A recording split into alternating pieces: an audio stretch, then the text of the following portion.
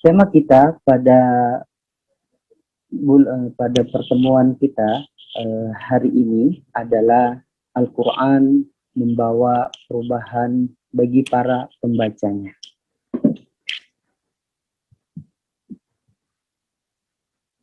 Allah Subhanahu wa Ta'ala berfirman di dalam firman-Nya, di dalam kitabnya yang sangat agung, di mana di sana Allah Subhanahu wa Ta'ala mengatakan, slide berikutnya Ustaz, apa? Innallaha la yughayyiru ma biqaumin hatta yughayyiru ma bi anfusihim. Sesungguhnya Allah tidak akan merubah suatu kaum sehingga mereka merubah keadaan yang ada pada diri mereka sendiri. Para mufassir atau ulama tafsir mengatakan bahwa yang dimaksud dengan kata mi anfusihim, yaitu kata an-nafsu, dalam ayat ini adalah potensi batini atau juga rohani. Ya, yang dimaksud adalah Allah Subhanahu wa Ta'ala tidak akan merubah keadaan suatu kaum kecuali kaum itu melakukan perubahan dari diri, ya, dari dalam diri mereka sendiri. Al-Quran mengisyaratkan bahwa perubahan, ya, dari fitrahnya karena dipengaruhi oleh beberapa faktor. Dalam surah Al-Imran, Allah Subhanahu wa Ta'ala berfirman, Zuyyina linnasi hubbus syahawati minan nisa'i wal banin wal qanatiril muqantarati minaz zahabi wal fiddah wal khaylil musawwamati wal an'ami wal harth. Dzalika mata'ul hayatid dunya wallahu 'indahu husnul ma'ab. Apa saja faktor yang akan mempengaruhi, ya, jiwa seseorang?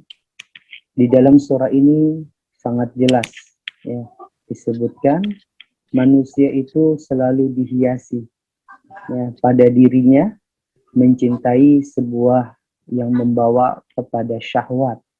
Apa saja itu?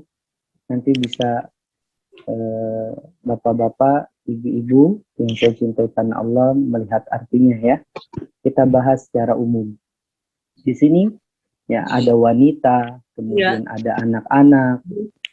Wanita-wanita itu membawa syahwat, kemudian banin, anak-anak, ya, wal qanatiril muqantarah, dan juga barang tambang yang ada di dalam bumi, ya, seperti emas, perak, ya, ini membawa syahwat dan bisa, ya, banyak di antara manusia di seluruh penjuru, ya, dunia, mereka selalu terganggu ketika, ya, membahas tentang harta benda. Saudara sesama saudara saling bertikai. Mereka juga rebutan khailil musawwamah, ya, barang-barang yang ditunggangi seperti mobil, kemudian kuda, ya, kalau dulu kuda, onta, sekarang mobil, kendaraan. Bahkan mereka sudah tidak lagi memperhatikan halal dan haramnya dalam mencapai dan menggapai sesuatu itu, ya, lewat jalur kredit, ya. Karena keinginan mereka untuk mendapatkan hal tersebut, akhirnya mereka jatuh ke dalam keharaman.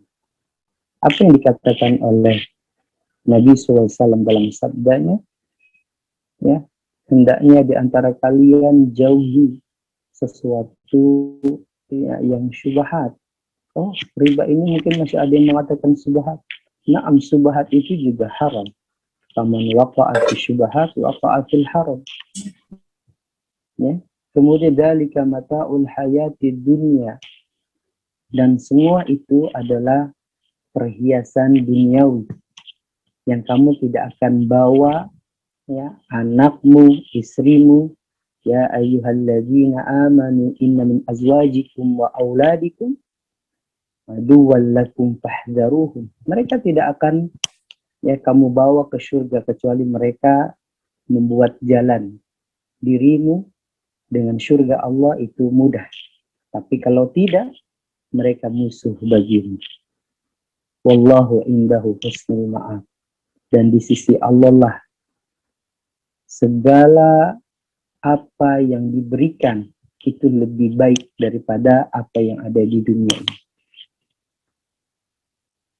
Bapak-bapak sekalian, ibu-ibu yang saya cintai karena Allah, kita di sini berposisi sebagai wali santri dan juga sebagai thalabul ilmi, yaitu sebagai pelajar. Maka kita diharuskan untuk mendidik anak kita dengan sebaik-baiknya, menjaga mereka, menanamkan sifat yang baik, sifat yang terpuji, agar mereka kelak nanti menjadi anak yang saleh, agar mereka kelak nanti menjadi anak yang memberikan mahkota kemuliaan kepada kita semua. Banyak yang Nabi Shallallahu Alaihi Wasallam ajarkan kepada para sahabatnya yang muda-muda. Sebut saja adalah Ibnu Abdul Ad. Ibnu Abdul Ad ini, ada yang tahu nama siapa? Siapa Ibnu Abdul Ad? Mungkin bapak-bapak di sini, ibu-ibu, siapa sahabat Nabi yang digelari atau yang sering diucapkan namanya itu Ibnu Abdul Ad? Ada yang tahu? Ibnu Abdul. Siapa?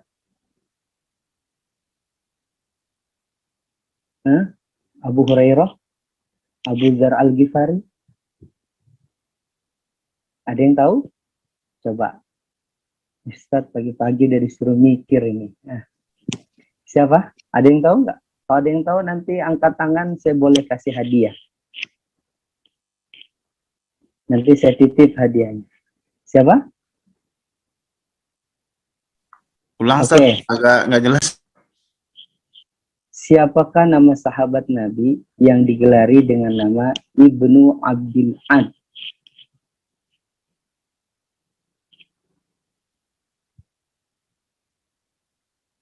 Oke, 1, 2, 3. Oke. Keluhnya apa, Ustaz? Keluhnya. Keluhnya, beliau banyak sekali meriwayatkan hadis Nabi Shallallahu Alaihi Wasallam dan menjadi Abu Hurairah. Bukan, dan beliau juga banyak meriwayatkan riwayat bacaan Al-Quran kepada Nabi. Kalau Abu Hurairah hanya hadis. Oh, meriwayatkan bacanya. Abu Zaid. Oke. Said bin Sabit. Ibnu Mas'ud. Nah, betul tuh.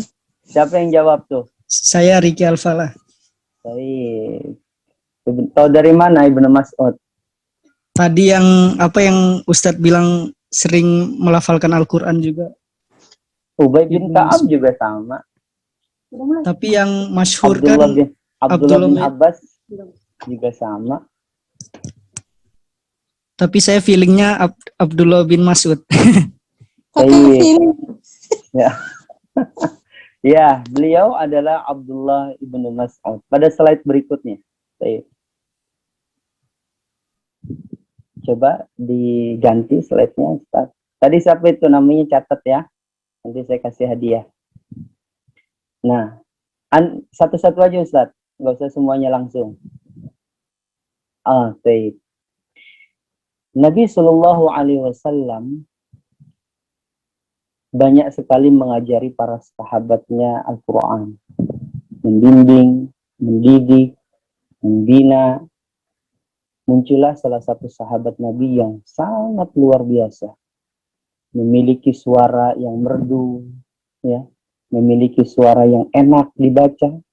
Bahkan Nabi Shallallahu Alaihi Wasallam pernah mengatakan, kalau sekiranya nanti ada di slide berikutnya, kalian ingin mendengarkan bacaan yang diturunkan kepadaku sebagaimana yang diajarkan Jibril, maka perdengarkanlah bacaan Ibnu Mas'ud. Masya Allah. Diriwayatkan dari Ibnu Mas'ud radhiyallahu anhu, beliau berkata, yanbaghi lihamilil Qur'an. Maka yang patut ada pada seseorang hamilil Qur'an. Hamili, hamala, yahmilu. Artinya orang yang membawa sesuatu. Makanya ibu yang sedang mengandung dinamakan ya ibu hamil. Artinya ibu yang sedang membawa sesuatu. Apa itu? Ya anak. Nah, kalau orang yang diberikan amanah oleh Allah Subhanahu wa taala untuk berpegang teguh kepada agamanya, dia menghafalkan Al-Quran, menghafalkan hadis, disebut dengan hamilil Quran. Kalau hadis, hamilil hadis. Ya. Istilah hufad, istilah hafiz, itu pujian. Ya. Tapi hakikat semuanya adalah hamil. Ya, yaitu orang yang membawa sesuatu. Yang patut bagi diri seseorang yang menghafalkan Al-Quran adalah ayyu arifa bilailihi idan nasan naimun. Al-Quran sebagaimana tema kita membawa sebuah perubahan. Dari yang tadinya tidak berakhlak seseorang, ketika dia mulai menghafal Quran, dia bisa berakhlak. Al-Quran mengajarkan kita untuk bertutur kata yang baik, sopan santun. Al-Quran mengajarkan kita untuk bertanggung jawab. Al-Quran memberikan perubahan dari yang tadinya kita tidak memperdulikan saudara kita. Al-Quran mengajarkan kepada kita untuk memperdulikannya, terlebih saudara kita semuslim. Maka Abdullah ibnu Mas'ud di sini memberikan sebuah ungkapan mutiara yang luar biasa sekali yang akan kita bahas. Hendaknya seseorang yang menghafal Al-Quran, membaca Al-Quran, ayu arifa bilailihi idan nasan naimun. Hendaknya dia ketika manusia sedang tidur lelap di malam harinya, dia bangun. Dia begadang untuk membaca Al-Quran, untuk mentilawahkan Al-Quran, menghafalkan Al-Quran, mengulang-ulang bacaan Al-Qurannya. Jadi dengan dia menghafal Al-Quran, menjadikan dia bangun di malam hari ini. Ada sebuah kisah yang disampaikan oleh Syekh Abdul Razak bin Abdul Muhsin Al-Abbad ketika beliau berada di Jakarta tahun 2016, seingat saya. Beliau pernah menyampaikan satu kisah tentang seorang kakek-kakek yang bertanya kepada beliau, "Ya Syekh, umur saya sudah tua, ya sekitar 70 tahun. Saya setiap hari bangun malam dan melaksanakan sholat malam itu sampai 3 jam lamanya. Namun ada sesuatu yang saya tanyakan.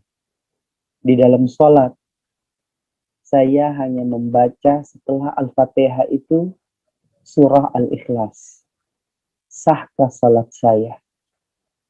Seketika Syekh Abdul Razak menangis. Sahkah sholat saya?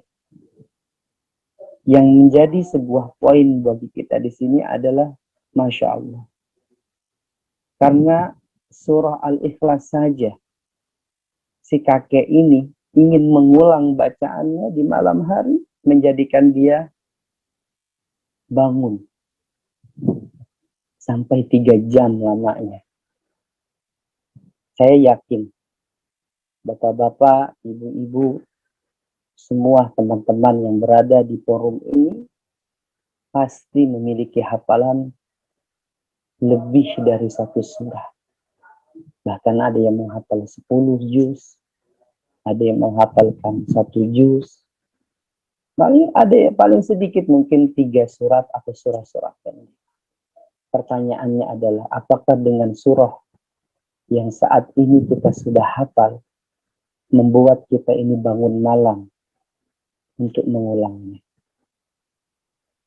Syuf, dengarkan ucapan Abdullah ibn Mas'ud, yang bagi bihamilil Quran an yu'arrifa bilailihi idzan nasa na'imun. Yang harus ada pada diri seorang yang menghafal Al-Quran, 1 surat, 2 surat, 3 surat, kita sudah disebut menghafal. Makanya di sini disebutkan hamil, bukan hafid. Kalau hafid lebih banyak. Hendaknya dia memiliki waktu malamnya untuk mengulang, membaca Al-Quran, bertazkirah, bertafakkur atas nikmat yang telah Allah berikan kepadanya. Makanya kita syukuri. Di sini mungkin ada ibu-ibu yang saat ini masih kesulitan. Ustaz, saya menghafal sulit sekali Ustaz. Surat Al-Bayyinah. Saya tanya, ibu sudah menghafal surah yang lainnya enggak? An-Nas sampai Al-Asr misalnya. Sudah Ustaz, itu dah alhamdulillah. Jadikan surah yang kita hafal ini memotivasi kita untuk bangun malam. Karena dekatnya antara seorang hamba dengan Tuhannya, kapan? Saat pada malam hari. Innallaha anza ila sama'id dunya fislis. Sungguhnya Allah turun ke langit dunia pada sepertiga malam. Allah menyimak semua doa hambanya. Kata Allah, siapa di antara hambaku yang hari ini berdoa, maka aku akan kabulkan doanya. Kemudian yang kedua, pesan Abdullah bin Mas'ud, wa binaharihi idan nasa muftirun. Ketika manusia pada siang harinya mereka makan, mereka minum, mereka melakukan apa saja ya yang tidak dilarang ya, ketika saat dia berpuasa. Sedangkan hamilul Quran mereka berpuasa. Mereka berpuasa di siang harinya. Oke, tidak berpuasa Daud atau tidak berpuasa Senin Kamis, paling tidak dalam sebulan 3 hari atau 1 hari dia berpuasa. Ketika manusia makan, makanya saya sedih ketika banyak di antara para hamilul Quran yang ada di pikiran mereka adalah makan. Bukan berarti makan tidak boleh. Boleh. Tidak berlebihan. Secukupnya. Karena dalam riwayat dikatakan Imam Syafi'i rahimahullah tidak pernah merasakan kenyang setelah beliau berumur 20 tahun. Dan terakhir beliau kenyang itu ketika beliau merasa kenyang kemudian memasukkan kedua jarinya di tenggorokan dan membuat makanan yang dia makan tadi muntah. Karena dia khawatir dengan perut kenyang menjadikan dia akan malas dalam melakukan segala hal. Ibu-ibu, bapak-bapak yang saya cintai Allah, patutlah kita renungi ini. Pesan dari Ibnu Mas'ud yang kedua. Kemudian yang ketiga,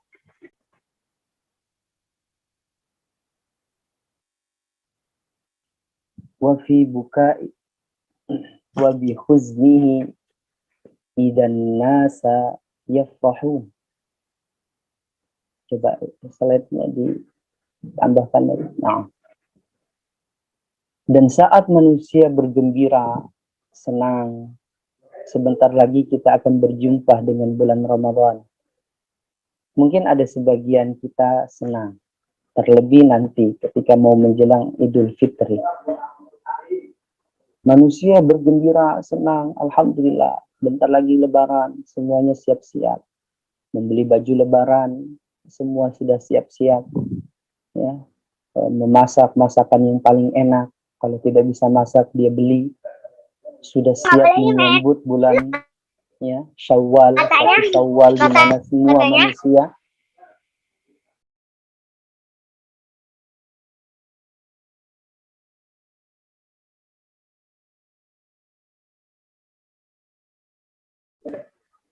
namun para penghafal Al-Quran mereka bersedih, mereka menangis karena Ramadan berlalu.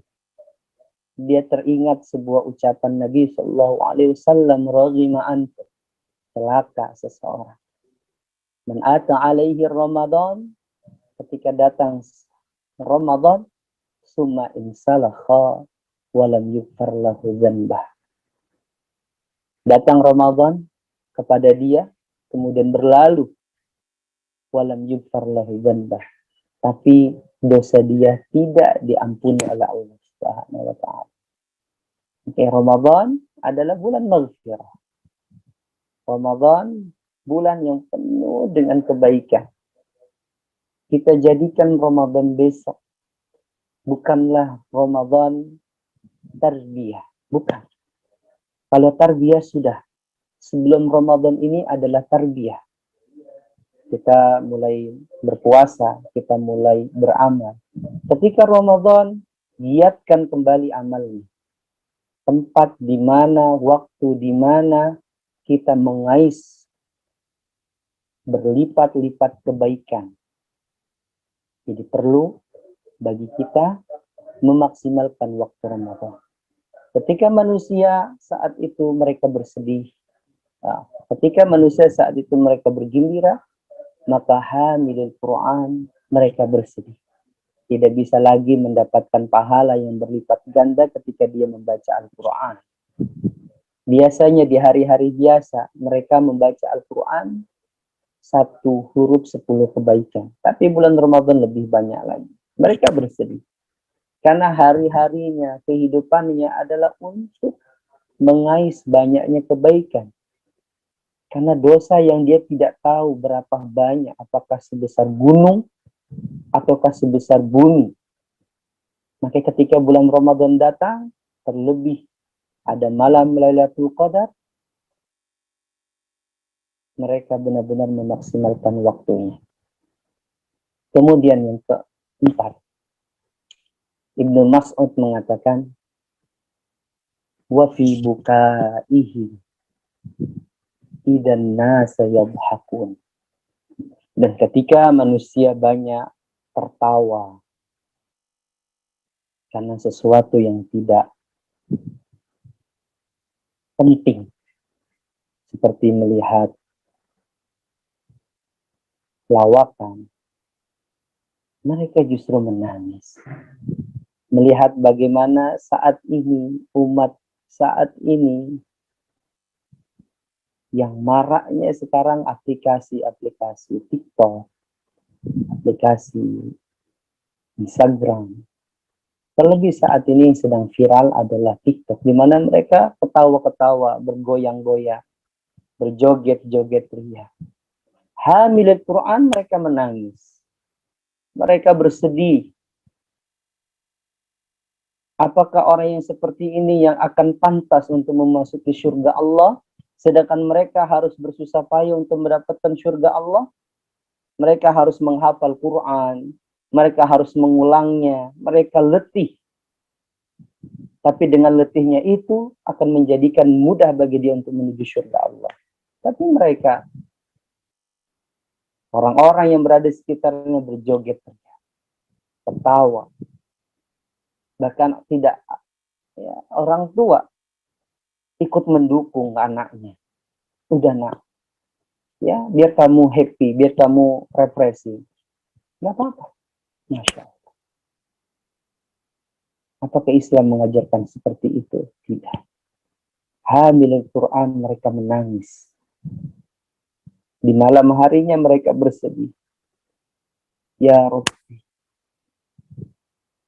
wahai Tuhanku, wahai Zat yang memiliki jiwaku. Bapak-bapak, ibu-ibu yang saya cintaikan Allah. Patutlah bagi kita sebagai orang tua saat ini, pendidikan anak-anak kita ini tidak hanya dibebankan kepada sekolah, tapi kita sebagai orang tua memiliki andil penting dalam pendidikan, dalam pembinaan, dalam mengajak dan menuntun anak kita untuk menjadi anak yang saleh. Tidak banyak-banyak. Rabbi habli minas salihin. Ada orang tua mengatakan, Ustaz, saya pengen anak saya ini menjadi dokter. Doanya apa ya? Saya ingin anak saya ini bisa mendapatkan pekerjaan yang enak. Doanya apa ya Ustaz?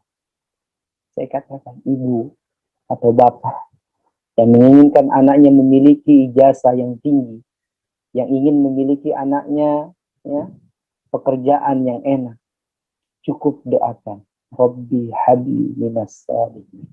Kalau anak kita soleh, semua Allah akan mudahkan. Dia tidak hanya mendoakan untuk dirinya, tapi dia mendoakan untuk orang tuanya. Bahkan dia mendoakan untuk gurunya. Bahkan dia mendoakan untuk orang-orang yang ada di sekitarnya. Bayangkan kebaikan apa yang bisa didapatkan. Apakah hanya satu? Tidak. Ketika kita memiliki anak yang soleh, maka anak kita akan memiliki banyak kebaikan. Selanjutnya, Ibnu Mas'ud mengatakan, wa bisumtihi idan nasa yahudun. Dan ketika orang-orang banyak berdebat, mereka memilih diam. Mereka lebih berhati-hati dalam berucap. Mereka lebih berhati-hati untuk tidak melakukan apa-apa ketika orang lain berdebat.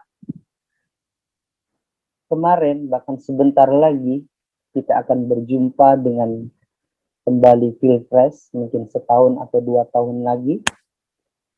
Sekarang sudah mulai digemborkan tentang pemilihan calon presiden, tentang pemilihan calon siapa yang akan menduduki jabatan tertinggi di suatu daerah atau suatu negara. Hamilul Quran mereka lebih selektif. Mereka lebih baik diam. Dari apa? Dari perdebatan orang banyak. Ini loh dia baik, ini loh dia yang paling baik, ini loh dia kurang. Dia lebih diam.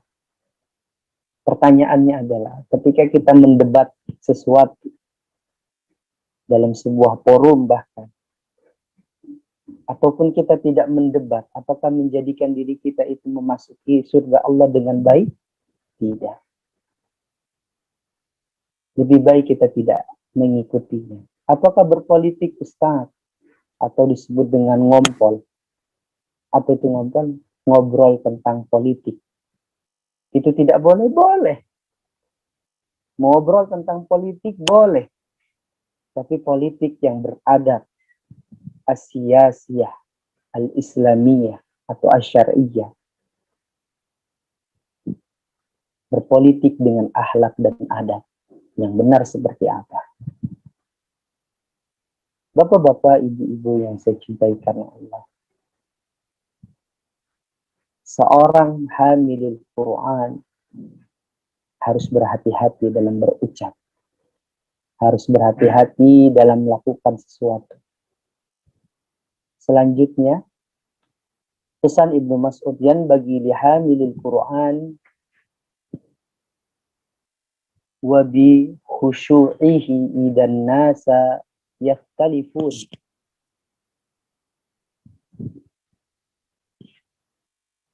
Dan dia merendahkan dirinya, bukan merendahkan diri. Terlihat sifat tidak angkuh. Sifat tawaduknya ketika berada di hadapan orang-orang yang menyombongkan dirinya.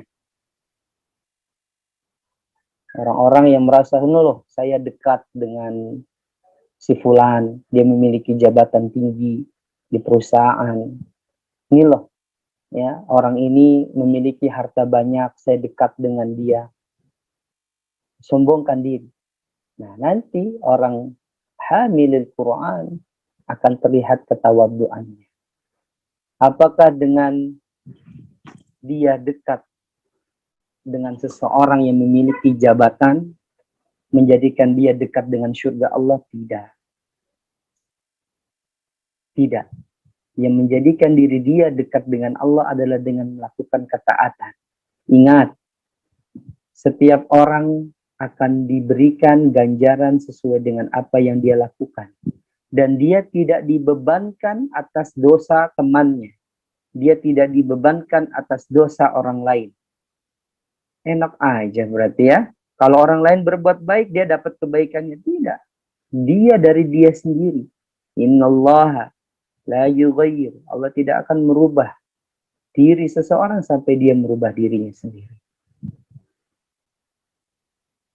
Terakhir pesan dari Ibnu Mas'ud rahimahullah, Ibnu Mas'ud radhiyallahu an, wa biwaraihim idan nasa yakhtalitun. Seorang hamilul Quran dia akan lebih berhati-hati dalam hal yang haram dan hal yang halal yang dia lakukan. Kalau ada sesuatu yang haram dia tinggalkan. Kalau ada sesuatu yang halal dia pasti kerjakan. Dia tidak mau apa yang dia makan itu sesuatu yang haram. Dia lebih teliti lagi. Dia lebih memperhatikan lagi. Karena harta yang haram ini bagi kita orang tua yang kita masukkan ke dalam bagi seorang suami, mulut istri kita dan mulut anak kita, itu bisa jadi neraka atau surga Allah. Hati-hati. Lebih selektif kita dalam mencari dan mengais rezeki Allah. Seorang hamilul Quran, mereka berhati-hati dalam hal yang halal dan yang haram. Bapak-bapak, ibu-ibu yang saya cintai karena Allah. Demikianlah pesan daripada Ibnu Mas'ud. Kemudian Ibnu Mas'ud juga berpesan dalam slide selanjutnya, inna su'uba alaina hifdha alfadil Qur'an wa sahhala alaina al-amalu bih wa inna min ba'dina yashalu alaihim bihifdil Qur'an wa yas'abu alaihim al-amalu bih. Sesungguhnya kami disusahkan saat zaman kami ini untuk menghafal kata-kata atau lafaz Al-Quran. Karena Al-Quran Allah turunkan bukan hanya dengan satu bacaan, ibu-ibu dan bapak-bapak sekalian yang saya cintai Allah. Tapi dengan 7 bacaan, 7 dialek, ya, yang menjadikan 10 qiraah, 12 qiraah. Mereka disulitkan, para sahabat, ya, radhiyallahu anhum wa radu'an. Ya. Dan kami dimudahkan untuk menghafalnya, untuk mengamalkan apa yang ada dalam Al-Quran. Memang Al-Quran diturunkan tadrijan, secara beransur-ansur, tidak langsung semuanya. Satu ayat tentang kebaikan diamalkan dulu, nanti turun lagi. Satu ayat tentang ancaman dijauhkan dulu, nanti jauhkan seluruhnya. Ayat tentang khomer tidak langsung ditinggalkan. Pelan-pelan khomer itu ditinggalkan. Ayat tentang kebaikan, bagaimana menghadapi peperangan jihad fisabilillah, pelan-pelan, tidak langsung jihad, tidak boleh, ya, dikit-dikit jihad nggak boleh. Baik jihad itu bahkan disebutkan kalau sekiranya ada rukun Islam yang ke-6 maka jihad itu ya rukun Islam yang ke-6. Tapi tidak langsung seperti itu. Ada masanya, ada pengajarannya yang memang tidak langsung dilakukan.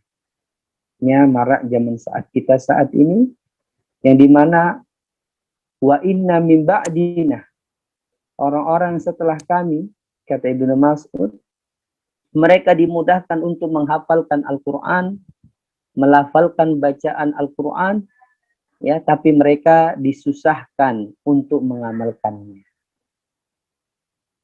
Susah untuk mengamalkan. Kembali kepada beberapa kejadian minggu ini, Masya Allah, kembali lagi ada tuduhan Islam, ya, yang memberikan tekanan kepada pemerintah atau aparat tentang adanya pemboman. Ini sebuah fitnah sebenarnya. Ya, sebuah sesuatu yang direkayasa, entah oleh siapa. Kita tidak menspekulasikan diri si fulan atau si fulan, tidak. Tapi intinya adalah begitulah fenomena yang saat ini kita hadapi. Banyak orang yang menghafalkan Al-Quran, banyak orang yang memiliki bacaan yang merdu, yang indah, tapi untuk mengamalkan apa yang ada dalam Al-Quran mereka tidak bisa dan tidak mampu. Menghafal Quran memiliki akhlak yang tidak baik. Kita lihat anak kita saat ini. Begitu banyak dari anak-anak saat ini mereka menghafal Quran mudah sekali.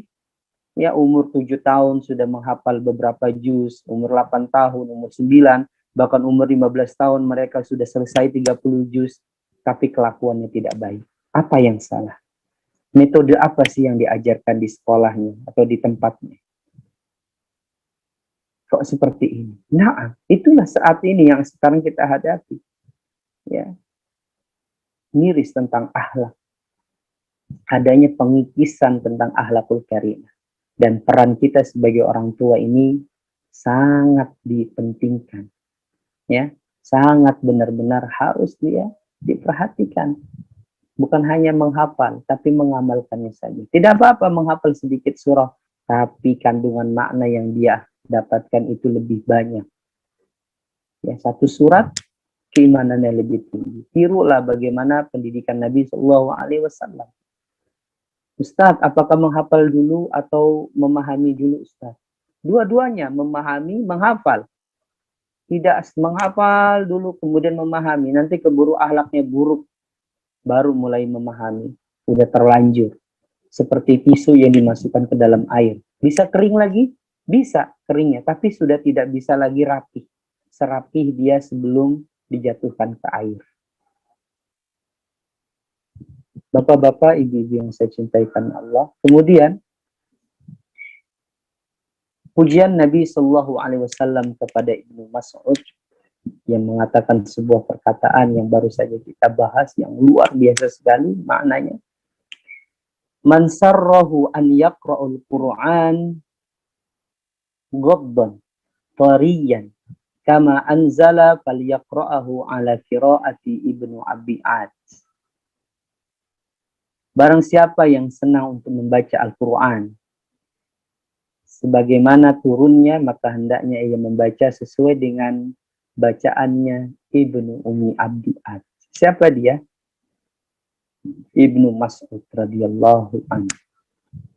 Jadi Ibnu Mas'ud adalah orang yang banyak meriwayatkan bacaan Al-Quran. Selain Ibnu Mas'ud siapa? Ada Abdullah bin Abbas, ada Abdullah bin Umar, ada Ubay bin Ka'ab, ya, dua sahabat Nabi yang luar biasa, ya. Setelah Al-Quran mulai dikumpulkan di zaman Abu Bakar, ya, As-Siddiq radhiyallahu an, ada dua sahabat Nabi yang luar biasa dalam menjaga Al-Quran. Siapa dia? Utsman ibnu Affan dan Ali ibnu Abi Thalib radhiyallahu anhu. Ya, jadi sahabat-sahabat Nabi sangat benar-benar menjaga keabsahan Quran. Kalau ditanya, Ustadz, bacaan bagaimana sih yang paling benar bacaannya? Bacaan sesuai dengan apa yang diturunkan kepada Nabi SAW dan Nabi SAW ajarkan kepada para sahabatnya. Kemudian sahabatnya mengajarkan lagi kepada murid-muridnya sampai kepada kita saat ini. Ibnul Jazari mengatakan, wa hakadha minhu ilaina wasala. Dan Al-Quran diturunkan dengan ilmu tajwid sebagaimana yang ada pada kita saat ini. Ya, yang ada pada kita saat ini. Melalui siapa? Melalui asatidah, melalui masyaikh, melalui ulama-ulama yang mereka memiliki ya sekarang yang disebut dengan sanad. Sekarang yang disebut dengan sertifikat bacaan. Bukan bacaan lembaga ya, tapi sertifikat sanad dari ulama, turun-temurun. Ya, yang disebut dengan ijazah atau sanad.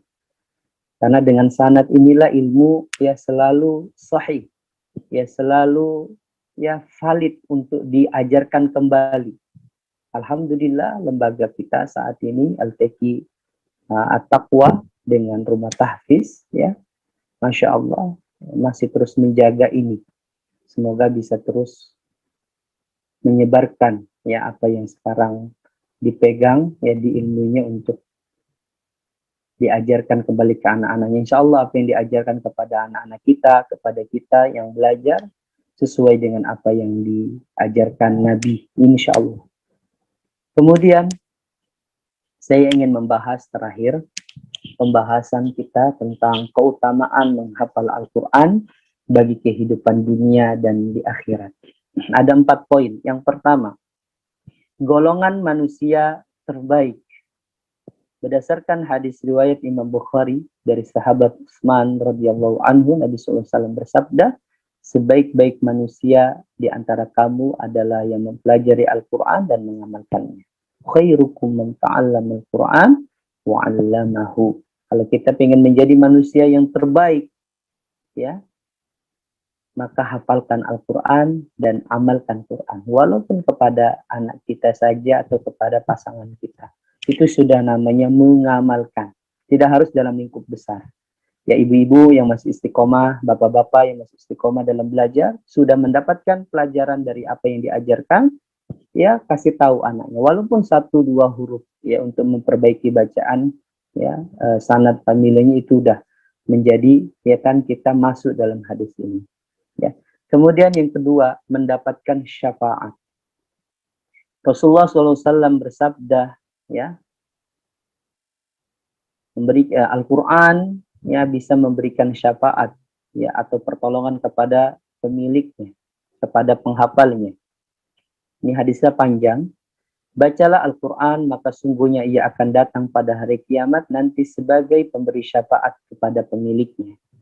Bacalah Az-Zarawain ya atau 2 surat cahaya, yakni surah Al-Baqarah dan Al-Imran, karena keduanya datang pada hari kiamat nanti seperti 2 awan atau seperti 2 cahaya sinar matahari atau seperti 2 ekor burung yang membentang sayapnya ya bersambung satu dengan yang lainnya. Keduanya akan menjadi pembela bagi orang yang rajin membacanya. Kedua surat tersebut ya bacalah ya surah Al-Baqarah ya, maka ya dengan kita membaca Al-Baqarah mengambil surat tersebut adalah suatu keberkahan dan meninggalkannya akan mendapatkan penyesalan. Maka bagi para tukang sihir tidak mungkin untuk menghafalnya. Jadi setelah juz amma hafalkan Al-Baqarah. Ustadz, mana yang lebih afdal? Apakah juz 29? Naam, boleh. Tapi setelah juz amma Al-Baqarah.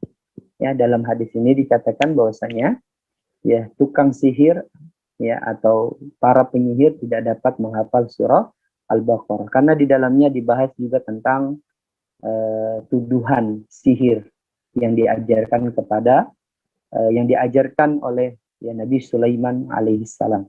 Bahwasanya Sulaiman mengajarkan sihir, padahal sungguhnya tidak. Yang mengajarkan sihir adalah mereka para tukang sihir, bukan Nabi Sulaiman. Baik, selanjutnya yang ketiga,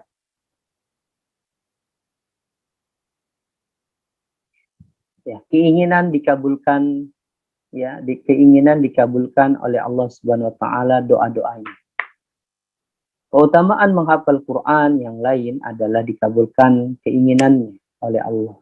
Dalam hadis riwayat Tirmizi dari Sa'id Al-Khudri radhiyallahu anhu, Nabi Muhammad SAW bersabda, barang siapa yang disibukkan dengan Al-Quran dan mengingatku. Ini ada hadisnya dalam buku Utsmani 3 tentang faedah menghafal Quran. Hadis ini ada.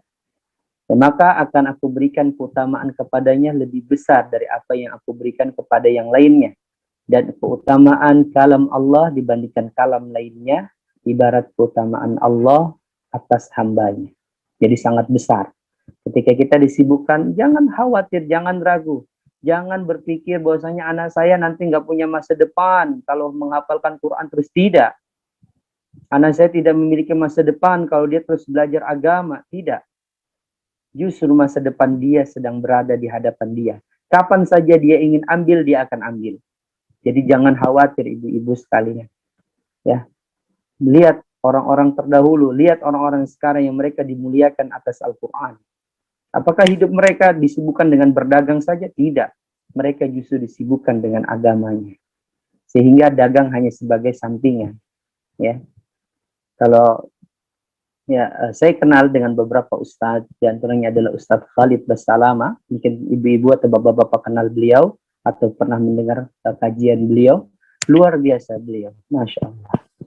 Beliau ya jadikan dagang itu hanya sebagai sampingan. Tapi intinya beliau mengajarkan agama. Tapi yang menutupi seluruh kehidupannya saat ini ya adalah agamanya. Ustadz kan dari dagang, naam. Justru kemudahan perdagangan beliau ya dagang makanan, dagang bisnis travel dan lain sebagainya, yaitu karena beliau fokus dalam agama sehingga Allah SWT mudahkan seluruh urusannya. Kemudian terakhir ya, yang terakhir yang keempat ya, orang yang menghafalkan Al-Quran itu bagikan dia membangun sebuah istana yang mudah. Dan orang yang meninggalkan Al-Quran, dia ibarat sedang meruntuhkan bangunan rumahnya. Dengan menghafal Al-Quran, hati akan menjadi lebih indah dan tenang. Hal ini juga disampaikan oleh Nabi SAW. Ya, riwayat dari Ibnu Abbas radhiyallahu an, Nabi bersabda, sesungguhnya seseorang yang di dalam jiwanya tidak ada sedikit pun Al-Quran, ibarat sebuah rumah yang rusak. Jadi ibu, bapak yang saat ini mungkin ada yang belum menghafalkan Quran, hafalkan walau kan suratan wahidah ya, walau ya cuman satu surat saja. Tadi kita berikan contoh seorang kakek-kakek sudah umur 70-an, dia hanya menghafal surah Al-Ikhlas, dan dengan surah Al-Ikhlas itu dia selalu bangun setiap malam untuk menjalankan sholat malam ya selama 3 jam lamanya. Masya Allah. Ya, Allah Subhanahu wa taala berfirman di dalam surah Ar-Ra'd, alladzina amanu wa tatma'innu qulubuhum li dzikrillah. Ala bi dzikrillahi tatma'innul qulub. Ya, yaitu orang-orang alladzina amanu, orang-orang yang beriman, wa tatma'innu qulubuhum, dan hati mereka menjadi tenang dengan berzikir kepada Allah. Ala bi dzikrillahi tatma'innul qulub. Kata dengan engkau berzikir, membaca Al-Quran, akan menjadikan hati kamu tenang. Dan saat ini hatinya sedang galau, mungkin karena masih dalam masalah pandemi, belum selesai-selesai, usahanya sedang menurun. Perbanyak menghafal Quran. Ya, perbanyak. Ustadz, apakah dengan menghafal Quran Allah akan mudah? Naam, yakin, pasti Allah SWT akan mudahkan segala urusan kita. Jangan khawatir. Ya, jangan khawatir. Ya, Allah SWT sudah menentukan rezekinya bagi kita. Ya, makanya saya tutup dengan sebuah hadis Nabi, ajaban li amrin mu'min. Ya, sungguhnya aku takjub dengan seluruh urusan perkara orang mukmin. Ya, kenapa takjubnya? Ya, apabila mereka ditimpa musibah, mereka bersabar. Mereka kembalikan innalillahi wa inna ilaihi raji'un. Mereka kembalikan kepada Allah. Namun apabila mereka diberikan kebaikan, mereka bersyukur. Wadzalika miftahus sa'adah. Ya, dalam riwayat lain dikatakan, ya wa idza aznaba astaghfara, dan apabila mereka berbuat dosa, mereka bersegera untuk meminta ampun. Kalau ada hubungannya dengan manusia, mereka segera minta maaf. Kalau tidak ada hubungannya hanya dia dengan Allah, mereka langsung melaksanakan sholat dan meminta ampun kepada Allah. Baik, ibu-ibu, bapak-bapak, inilah untayan nasihat atau yang saya bisa sampaikan. Semua ialah ilma lana illa ma'alamtana. saya tidak memiliki ilmu kecuali Allah Subhanahu wa taala yang mengajarkan kepada saya. Dan yang memperbaiki urusan ya kita semua adalah Allah. Yang benar hanya milik Allah. Apabila ibu bapak sekalian mendapatkan ya kebaikan dari apa yang saya sampaikan, sungguhnya kebaikan ini bukan datang dari saya, tapi datang dari Allah Subhanahu wa taala yang memudahkan lisan saya untuk mengucapkan kebaikan. Apabila sesuatu yang tidak baik yang keluar dari lisan saya, sungguhnya ya ketidakbaikan ini datang dari diri saya. Innan nafsa la'amaratuhum bisu. Sungguhnya suatu jiwa itu akan selalu memintakan kepada keburukan. Allahu yahdihi may yasha. Dan Allah lah yang akan memberikan petunjuk kepada siapa yang Dia hendakinya. Barakallahu fikum jami'an.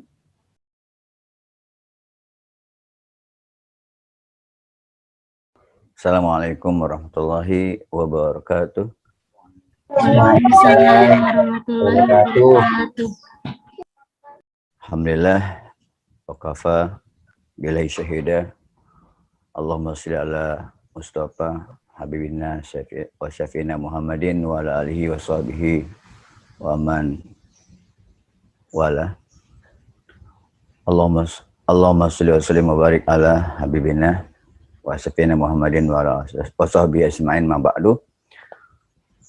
Baik, bapak-bapak, ibu-ibu, santri, LTQ, At-Taqwa yang Allah muliakan, Allah berkahi pada kesempatan di pagi hari ini. Kita bertemu dalam Zoom, walaupun jauh di mata, tapi dekat di hati. Jauh di tempat, kalau mata juga dekat sebenarnya. Alhamdulillah tadi sudah diberikan pengarahan ya ruhiyah kita tentang bagaimana mestinya kita sebagai orang yang beriman, interaksi kita kepada Al-Quran ya, begitu dalam, begitu menyentuh hati kita. Ternyata memang masih jauh ya dari apa yang ada pada dalam diri kita masing-masing. Betapa amalan-amalan daripada para sahabat Nabi, sahabat yang mereka begitu dekat dengan Al-Quran. Mereka dekat, mereka akrab, mereka selalu bersama di dalam setiap detiknya, dalam setiap harinya, malamnya, siangnya, selalu tidak pernah jauh dari Al-Quran. Mereka bahkan membacanya pada setiap malam ketika mereka gunakan malamnya untuk qiyamul. Mudah-mudahan niat kita yang sudah ada dalam diri kita, ya Bapak Ibu sekalian, itu bisa juga memberikan dorongan semangat pada hari ini agar kita menjadi lebih baik, agar kita menjadi lebih dekat dengan Al-Quran, meningkatkan amal kita, ya karena amal ini sangat butuh pasokan ilmu, ya pasokan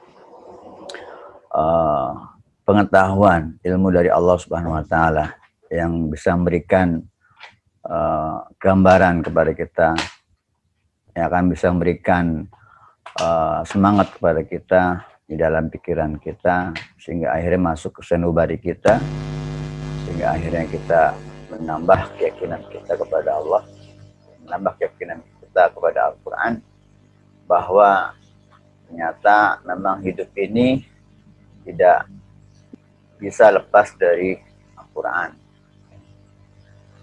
Baik Bapak-Bapak, Ibu sekalian, teman-teman, saudaraku semuanya, bagaimana LTQ ini memiliki visi untuk bisa mengantarkan kita semua agar menjadi orang-orang yang bisa dekat dengan Al-Quran. Yang paling pertama adalah kita harus memiliki kekuatan keyakinan kepada Allah Azza wa Jalla. Keyakinan kepada Al-Quran, bahwa Al-Quran itu adalah sumber berilmu. Al-Quran itu adalah hudan, ya, sebagai petunjuk, hudalil muttaqin. Dia akan memberikan arah, tujuan kemana kita melangkah. Ya, dia akan memberikan rambu-rambu kepada kita bagaimana mestinya kita hidup sebagai orang muslim, sebagai orang yang beriman. Al-Quran menunjuki kita semua jalan, karena semua hal itu sudah dijelaskan oleh Allah di dalam Al-Quran. Tibyanan likulli syai'. Tidak ada satupun yang luput dari petunjuk Allah dari kehidupan ini. Maka mau nggak mau kita harus bisa mengambil petunjuk itu untuk menunjuki kehidupan kita sebagai pribadi, sebagai keluarga. Kalau kita sudah punya keluarga, bagaimana membina rumah tangga, bagaimana membina istri kita, menemani suami, mendidik anak-anak dalam kehidupan yang penuh Qur'ani. Jadi ini keyakinan yang sudah ada, semangat yang sudah ada pada Bapak Ibu sekalian, teman-teman sekalian, mari kita kuatkan. Hari ini sedang pol-polnya nih, naik ya, karena sudah diberikan taujih tadi. Yang kedua adalah bagaimana teknisnya, aplikasinya dalam kehidupan kita. Maka di LTQ ini, ya, Bapak Ibu sekalian, nanti akan kita bersamai, kita akan temani, kita akan menelusuri bagaimana Al-Quran itu dibacakan, Al-Quran itu dipelajari. Sehingga nanti kita akan selalu bersama dalam setiap pekan, dalam taman-taman surga, dalam majlis-majlis yang di dalamnya penuh dengan keberkahan. Mastama'a qaumun fi baitin buyutillah. Tidaklah berkumpul satu kaum di rumah-rumah Allah. Ya. Mereka yatuna kitabullah wa yatalusunahu, mereka membaca, senantiasa membaca dan mereka mempelajari daripada itu Al-Quran. Wa wasqumur rahmah, maka akan diberikan kepada mereka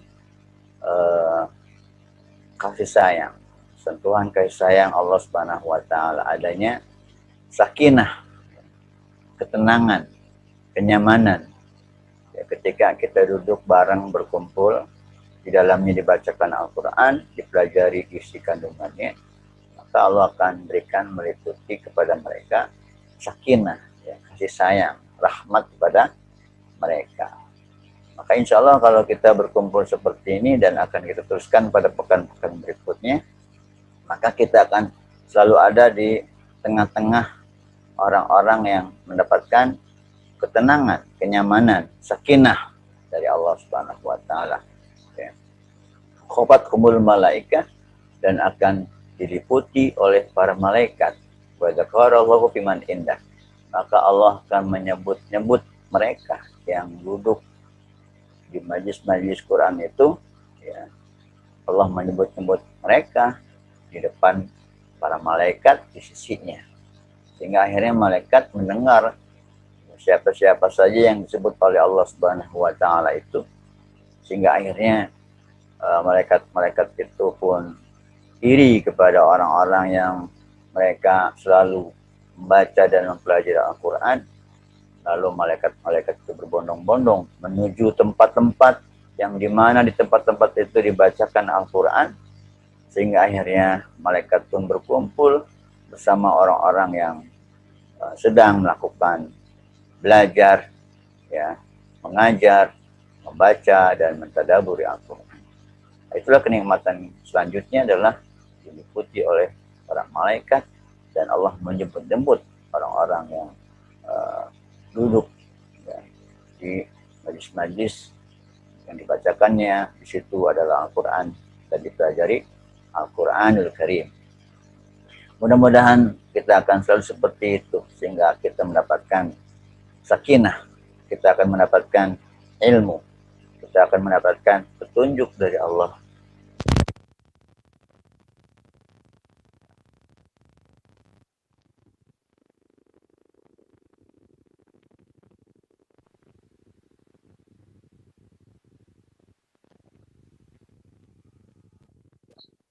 Suara tidak terdengar, Ustadz. Ya.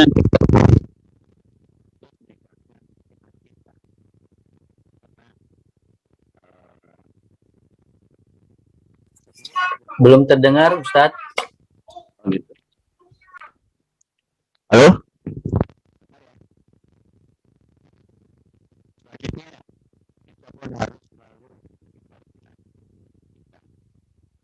Iman itu akan naik. Iman itu akan muncul, ya, berkobar ilmu.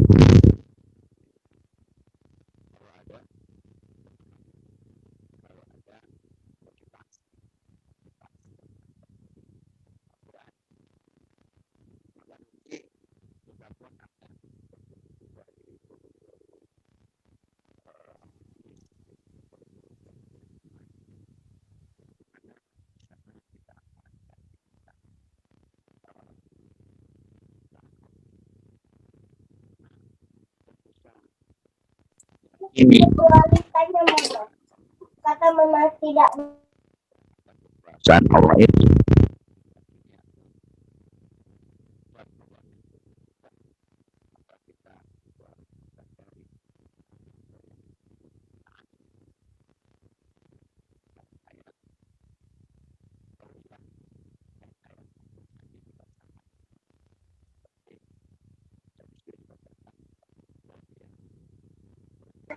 Ustadz, maaf Ustadz, suaranya nggak terdengar.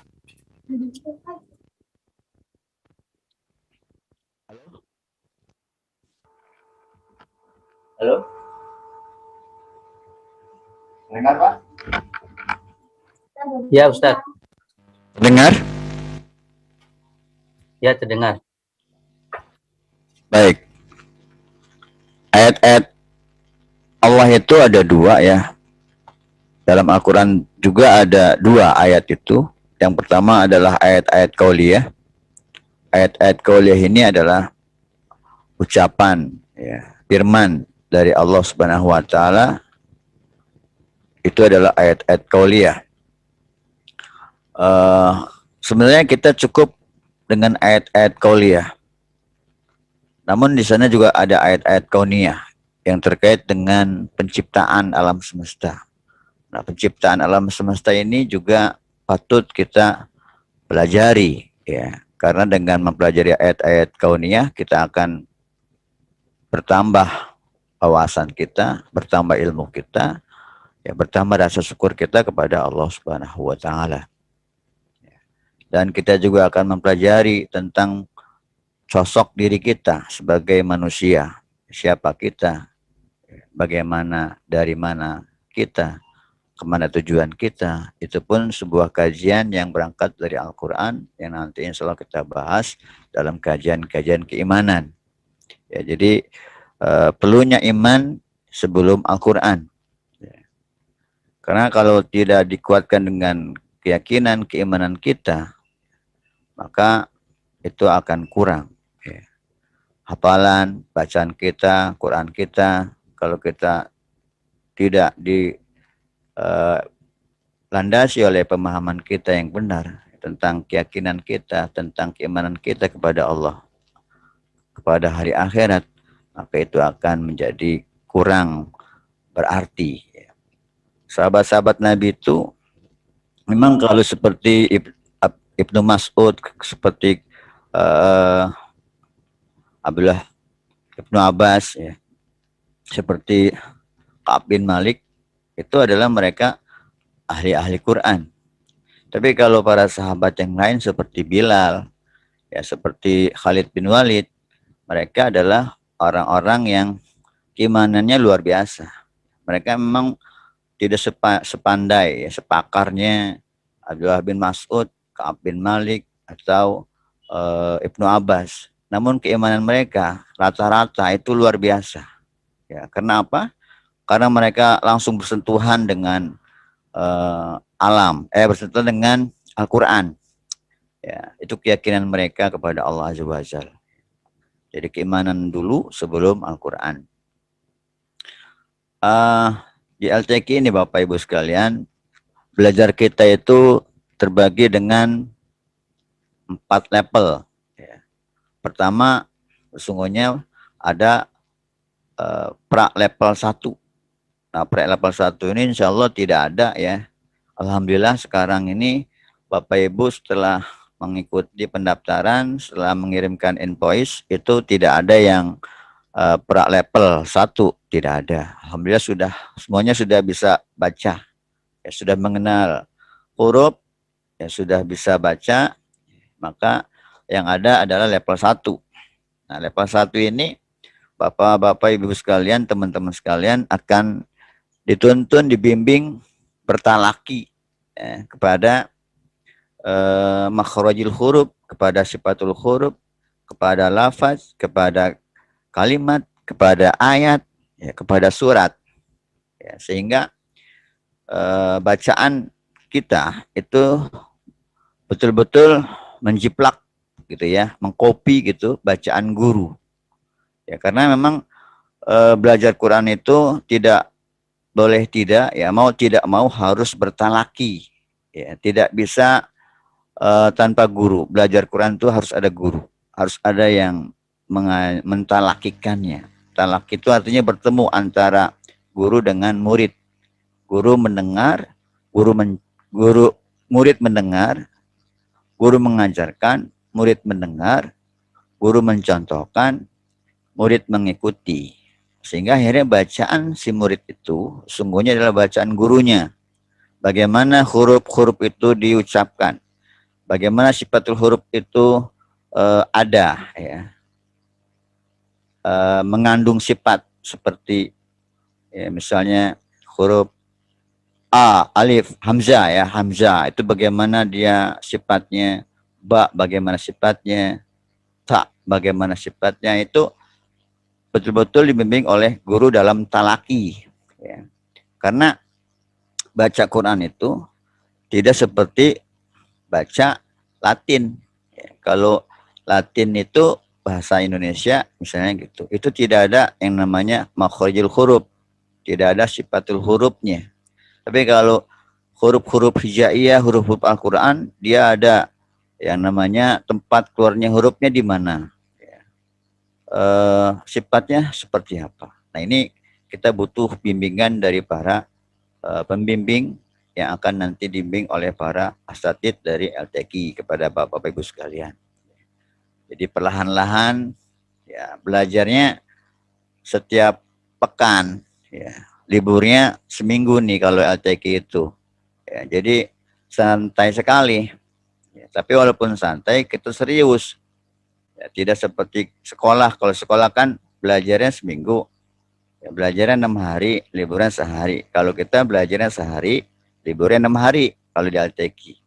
Namun walaupun demikian, kita akan dapatkan ilmu itu. Ya. Jadi yang kedua itu adalah kita harus rajin, ya, harus continue mengikuti kegiatan-kegiatan pembelajaran.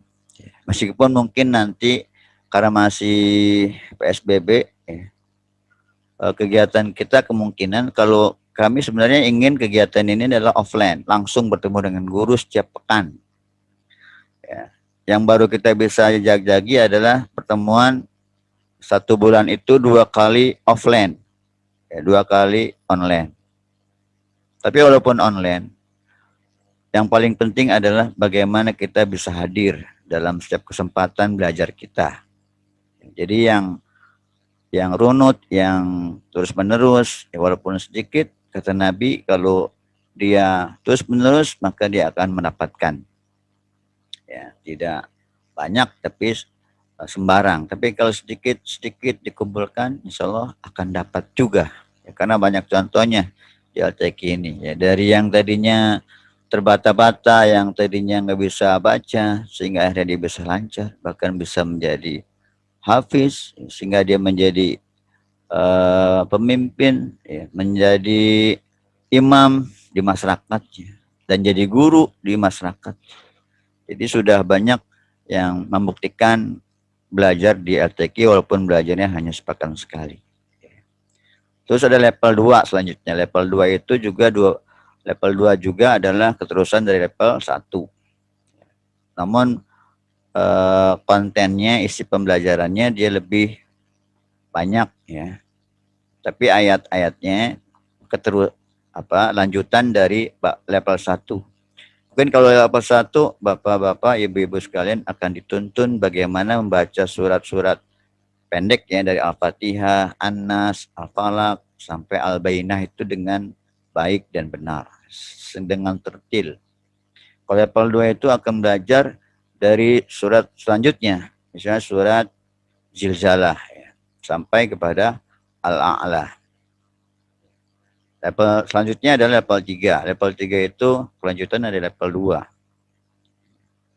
Namun kalau dimungkinkan di level 3 ini diharapkan bacaan Qur'annya sudah bagus, ya sudah lancar, ya sudah tertil, mendekati tertil lah gitu.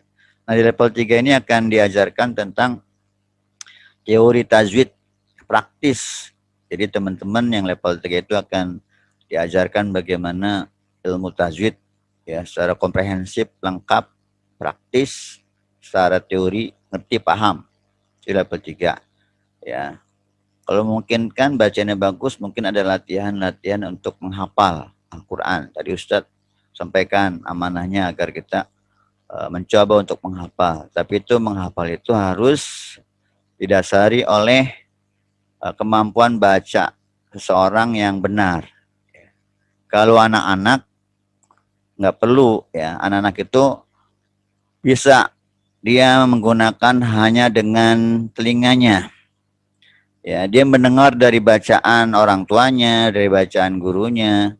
Ya, dia langsung mendengar, langsung menangkap, dia langsung bisa mengucapkan. Nah, itu anak-anak. Dia tidak perlu bacaan, tidak perlu tulisan maksudnya. Dia langsung bisa mendengar, langsung bisa mengucapkan. Dan dia untuk hafalan juga cepat. Anak-anak itu daya hafalnya cepat. Ya. Kemampuan hafalannya cepat, menangkapnya cepat. Ya. Jadi tidak perlu kemampuan baca. Tapi kalau sudah dewasa, kita ini harus punya kemampuan membaca teks ya, baca huruf-huruf bacaan, tulisan ya dengan baik dan benar. Sehingga nanti ketika kita sudah bisa membaca Al-Qur'an dengan baik dan benar, membaca tulisan dengan baik dan benar, dituntun oleh para guru sehingga bisa lancar, maka di situ kita akan dilatih untuk menghafal ya surat demi surat ya sampai 1 juz itu di level 3. Selanjutnya nanti di level 4 ya kalau sudah lancar, sudah hafal 1 juz atau 2 juz misalnya ya amin. Sudah bisa seperti itu, ilmu tajwid juga sudah mengerti ya kalau dia mengajar di tingkat RT misalnya ya di masyarakat, di lingkungan masjid dia sudah bisa. Ya, maka di level 4 itu kita akan sampaikan, kita akan berikan ilmu tentang ilmu tajwid yang dihafal. Ya. Karena sesungguhnya ilmu dalam Al-Qur'an itu, ilmu dalam Islam itu ya hampir semuanya dihafal. Ya. Ini adalah budaya, ini adalah tradisi, ini adalah ilmiahnya dalam Islam itu, ilmu itu dihafal. Nah, nanti level 4 itu teman-teman yang masuk level 4 itu diajarkan bagaimana memahami ya, satu matan tajwid dari matan Tuhfah, ya, matan Jazari, ya itu adalah kitab yang mudah insya Allah yang dihafalkan oleh para anak-anak, namanya Tuhfatul Atfal ya. Bingkisan hadiah untuk anak-anak. Itu kalau dalam peradaban Islam untuk anak-anak, cuman sekarang peradabannya bukan peradaban Islam, maka bukan untuk anak-anak lagi, tapi untuk dewasa. Ya, tapi itu penting. Makanya kalau Bapak Ibu itu hafal, ya mudah-mudahan semuanya bisa hafal. Itu nanti kalau sudah punya ilmunya bisa mengajarkan kepada anak-anaknya ya, dengan Tuhfatul Atfal itu. Ya. Sehingga itu menjadi hadiah bingkisan dari orang tua kepada anak-anaknya. Sehingga nanti yang ngajarin anak-anak kita itu yang sudah punya keluarga nih, ya Maka yang ngajarin anak-anak itu bukan guru ngaji, ya, orang lain bukan, tapi yang ngajarin adalah kita, orang tuanya, ya. Bapak ibunya sudah lancar, atau sekarang yang calon-calon bapak ibu nih, ya, itu sungguh kesempatan yang sangat berharga sekali ya, sekarang ini untuk mau belajar Al-Quran sampai selesai. Makanya kemarin dia dalam wawancara itu saya bertanya kepada teman-teman semua, apakah sanggup untuk mengikuti belajar sampai lulus? Ya, rata-rata sih alhamdulillah semuanya menyanggupi. Mudah-mudahan itu sudah dicatat dan dikabulkan oleh Allah sehingga niatnya itu sampai tuntas sehingga dapat ilmu, ya, sehingga nanti bisa menjadi hadiah ya kepada keluarga, kepada anak-anaknya nanti kalau sudah punya anak. Kalau yang sudah punya anak sekarang ya bersemangat lagi ya, mungkin masih punya anak yang kedua kan gitu, anak ketiga, kita yang ngajarin ya, bukan orang lain. Sehingga itu kalau kita yang ngajarin bacaan Quran adalah dari orang tuanya, ya, maka pahala itu akan terus mengalir kepada orang tuanya. Kalau anak-anaknya bisa pandai karena orang tuanya membaca Quran, maka layaklah orang tua itu akan mendapatkan mahkota dari anak-anaknya. Ya, jangan mengandalkan kepada guru, ya, bukan mengajarkan memanggil guru, tapi kita yang ngajarin, ya. Kita yang ngajarin sendiri anak-anak kita, ya. Sehingga itu akan bermanfaat, ya. Kalau kitanya udah nggak sanggup misalnya, kalau kitanya udah repot, ilmuannya ini sudah mulai tinggi nih anak-anak, ilmu kitanya sudah habis semua dibagi kepada anak-anak, maka bolehlah anak-anak itu kita kirim ya ke syekh-syekh ya, atau ke pesantren-pesantren ya, ke ahli ilmu ya, ke para ulama Al-Quran ya. Seperti itu ya. Jadi inilah konsep yang ada pada LTQ. Kita itu bukan sekedar belajar Quran, bukan kursus, bukan, tapi adalah bagaimana mengantarkan peserta didik ya, dari bapak-bapak ibu sekalian sampai menjadi mahir di dalam Al-Quran. Ya, mungkin nanti lebih detailnya akan disampaikan oleh para asatidjah di kelasnya masing-masing sesuai dengan levelnya. Ya. Selebihnya informasi akan disampaikan melalui admin. Ya, mungkin dari saya cukup sekian karena waktu juga yang membatasi kita. Adalah Ismain, mudah-mudahan bermanfaat semuanya, mendapatkan keberkahan, ilmu yang bermanfaat pada hari ini dari Allah Subhanahu wa taala, dan Allah ridhoi kepada kita sekalian niat kita ya, sehingga Allah mudahkan sampaikan kita kepada surga ya. Amin ya Allah ya rabbal alamin. Assalamualaikum warahmatullahi wabarakatuh.